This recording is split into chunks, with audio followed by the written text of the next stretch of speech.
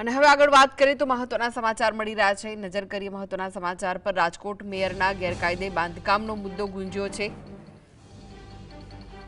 રાજકોટથી મહત્વના સમાચાર। કોંગ્રેસે મહિલા પાંખે મેયરનો ઘેરાવ કર્યો છે। ગેરકાયદે બાંધકામનો મુદ્દો ગુંજ્યો છે।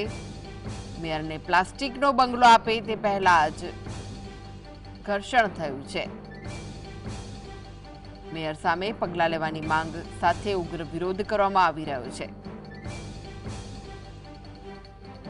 તો મને કોણ ફસાવે છે તેનું હું નામ લઈ વિવાદમાં પડવા નથી માંગતો તેવું મેયરનું કહેવું છે।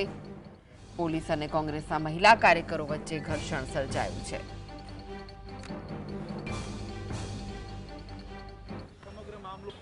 ગેરકાયદેસર બાંધકામ મામલે કોંગ્રેસ મહિલા દ્વારા જે વિરોધ પ્રદર્શન છે તે કરવામાં આવી રહ્યું છે। સીધા દ્રશ્યો આપણે દેખાડવા માંગીશ કે રાજકોટના મેયરના ચેમ્બરના આ જે દ્રશ્યો શું કહેશો? આજે શેનો વિરોધ કરી રહ્યા છો? કઈ પ્રકારનો આજે વિરોધ?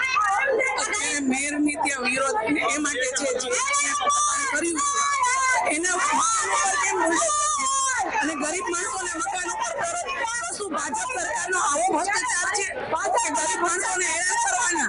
જે સત્તા ઉપર બેઠા છે એને કાંઈ નહીં। આજે કેટલા દિવસથી એનું બહાર પડ્યું, હજી લગીને કેમ કોઈ એક્શન નથી લેવામાં આવ્યું? એટલા માટે અમે એને બંગલો આપી છે કે તમે આ બંગલામાં રહ્યો અને જે છે એની ઉપર કાયદેસર કાર્યવાહી કરો। સાથે અન્ય મહિલાઓ પણ છે। બેન શું કહેશો?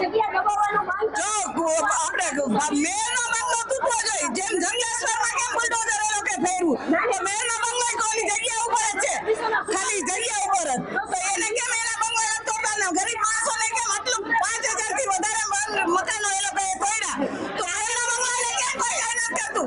આ ભાજપની ભ્રષ્ટાચારી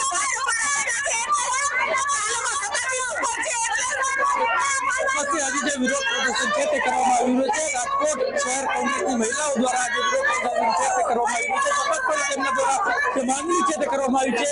જે પુતળાનું જે ઘર છે આપીને વિરોધ પ્રદર્શન છે તે કરવામાં આવી રહ્યું છે। તેમનું ચોક્કસ માનવું છે કે જો ગરીબ માણસોના ઘર તૂટી શકતા હોય તો ચોક્કસપણે ગેરકાયદેસર બાંધકામ હોય મેયરના પતિનું તે પણ તૂટવું જોઈએ।